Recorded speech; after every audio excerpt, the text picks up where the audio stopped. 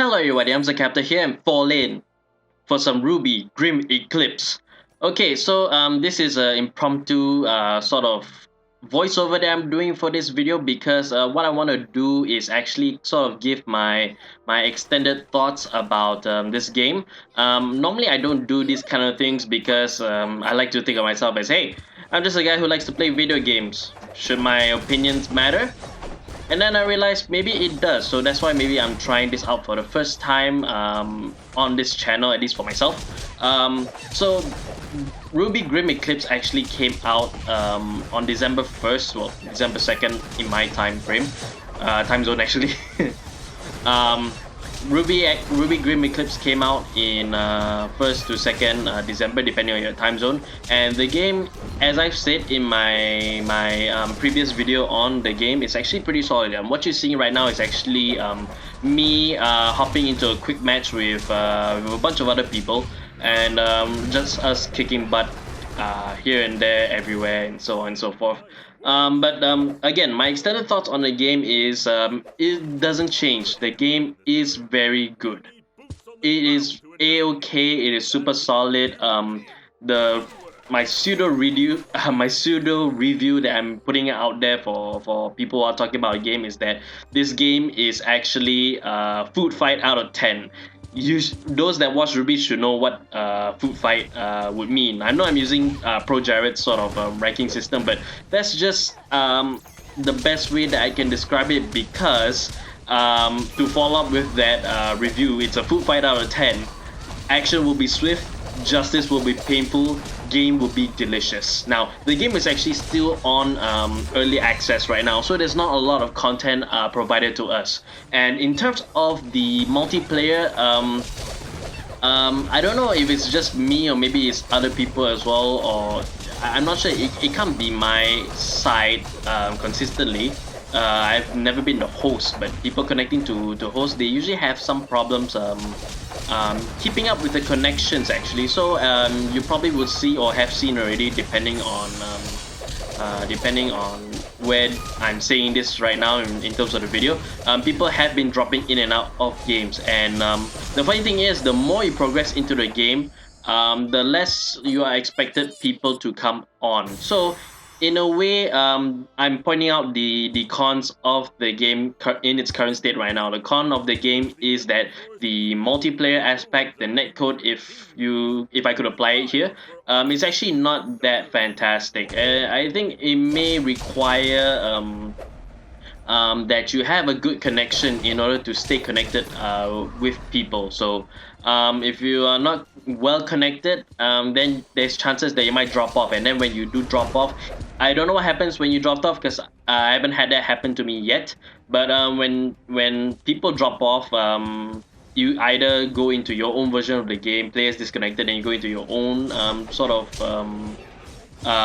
room, as I would call it, your own version of the game, and or you just get kicked back to the main menu and then you just have to start over again. Either way, you have to start over from your last checkpoint or from the game entirely, depending on how it is. So I'm not too certain. That's just my rough estimate, my guess at this moment. But that is the only issue. Not actually, that's the only issue that when it comes to this game for other people, connecting to you. So it may be difficult to maintain a full party of 4 all the way through from the first part, Emerald Forest Part 1, all the way to the subterranean underground of Mount Glen. There are 4 parts to this game, so it's early access, so that's all the early access is giving to us. And for this early access, is actually quite difficult to actually get to level 10, but I'll get to that part in another part. So, but anyways, more problems that the game has. Another one is it's a personal gripe for me. I don't know if everyone else is affected, but this is more of a personal preference, personal rant on this.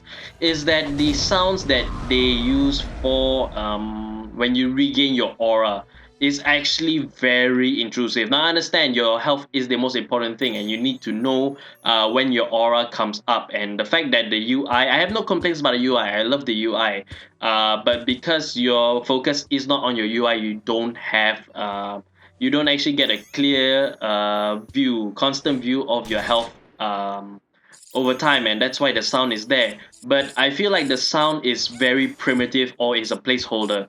The fact that it's super loud, it's very intrusive. Hell, it even clips, I believe. So it sounds like as if it clips at a certain height. If you don't know what clipping means, is that the sound actually sort of it has that it reaches only a certain point. After that, it sounds distorted. It sounds garbled. That's kind of like what I meant by peaking, and the fact that it's super loud, it's super intrusive into your ear. That's not really a thumbs up in my book because of the fact that the game itself, everything is fine. The action is swift. The action is um, painful. The action is swift, justice is painful, and all that stuff. But yes, that is just a personal gripe for me. I do hope that it is a placeholder.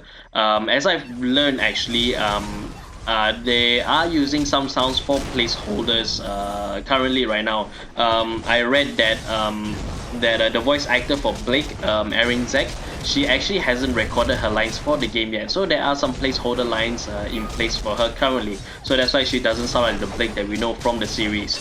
So to learn that it is her voice is actually just a placeholder because she hasn't recorded her lines yet, that's sort of a sort of comfort knowing that there might be some improvements to the game entirely, and maybe my own personal gripe about the sound with the aura coming back, it may be moot once the game has a full release. So, but anyways, we'll stick to currently with the current build of the game that is out for everybody to play.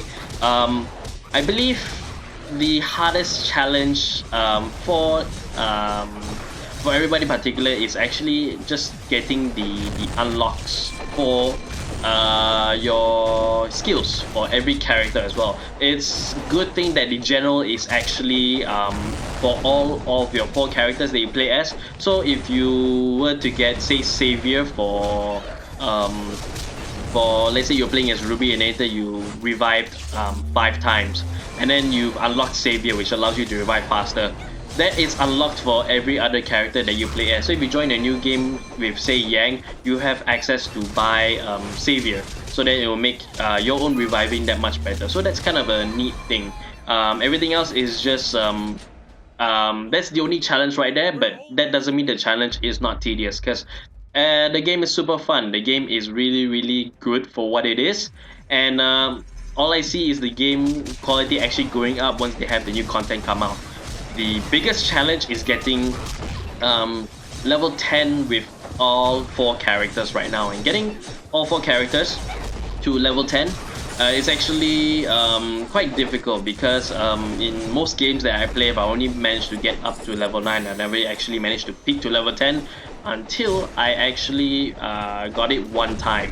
So it is a bit of a grind, but not so much so that it's not a headache to get. So that is just my extended thoughts on this. The skill sets, are probably, if you guys want to, I'll go more into detail to that. But right now, I have my friends that are getting the game, and so maybe sooner or later I might actually be able to arrange a time and date for us to all sit down together and just play this game together and just bring you from start to end in one continuous video. If you guys would like to see me go more in depth into the skills, I will do that. So I can actually give you a short, not say tutorial, but just for those that are unable to play the game, this videos is for you guys to see what this game's about. And if you're on the fence, then you can watch this video and judge for yourself. If you do not believe my own review that's saying that this game is actually pretty good and it's actually super fun, you could sink plenty of hours into it. Depending on how core you are, it may sink more than others, but at the end of the day, the game is fun. It's super easy to play and pick up, and it's super easy to well, currently right now, to get to the end and experience the story as we have it so far. Now, I can't really do a full review. Again, this is early access, so I won't do a full review. This is just my extended thoughts on some of the problems that I feel that this game has, and just to re-highlight the fact that this game is actually pretty good. So I do suggest that if you are a RWBY fan, go out and play this game. Go out and buy this game on Steam. It's only cost well, I don't have the raid sub. For me, I only paid $15 for the game and I actually got it. So it's not that expensive, and I've already sunk in. I'm looking at my Steam right now. Sorry, and I've already sunk 5 hours into it. And my most level up character, you could say, the character that I played most is actually with RWBY. Second of all is Yang, and I haven't actually touched upon Wise and Blake yet.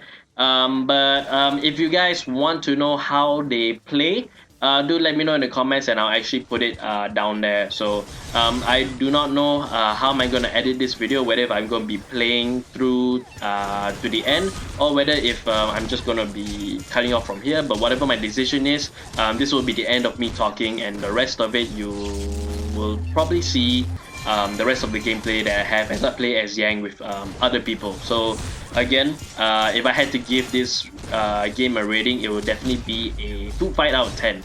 In other words, it will be a 9 out of 10. My sub title for the review would be Action would be swift, Justice will be painful, Game will be delicious. This is what I feel about the game. I truly do feel about this game. And if you're on the fence, this is something I would say that you should pick up and try. If you can't afford the $15 or however much it costs for you, maybe find a friend who's also into RWBY as well, and if he has the game, just try it out right there. So thank you guys for watching. I hope you guys enjoyed hearing my thoughts on RWBY Grimm Eclipse. If you did, please do like this video and share with your friends if they like all these RWBY goodness and all this gaming stuff. At the same time too, do join the army and subscribe to me, as well as follow me on Twitter at I'm the Captain. We can keep up to date with all the stuff that I do. Be sure to check the links in the description below, as well as the cards in the top right if there are any over there for this video. Do check both of them out for links to playlists that I've done, videos that I've done as well, and channels that I'm a part of as well. With that said, thank you guys again for watching, and I'll see you guys in the next video.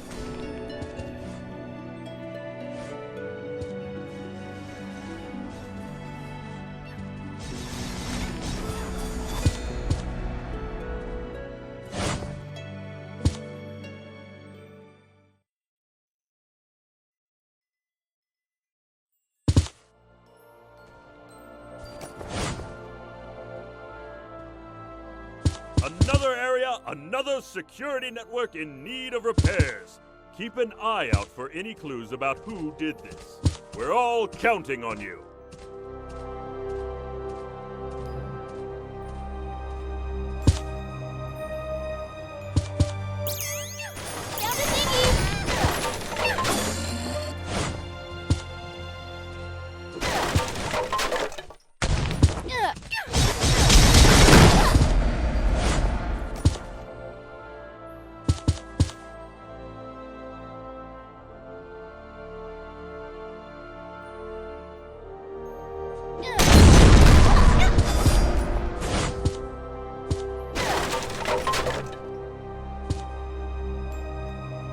More dangerous than the Grimm you fought before. When it sees you, it will spin before it charges.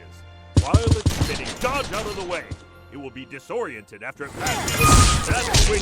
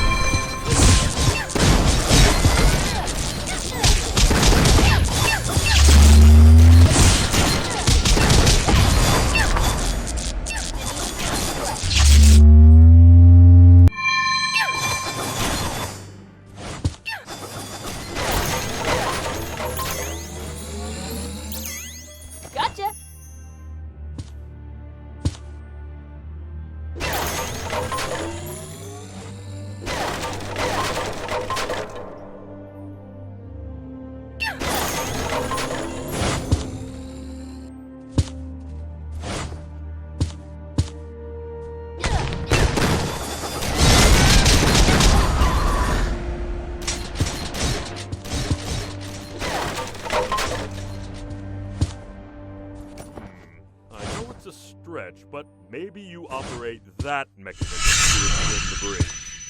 Ah, it worked! And seemed to attract some Grimm.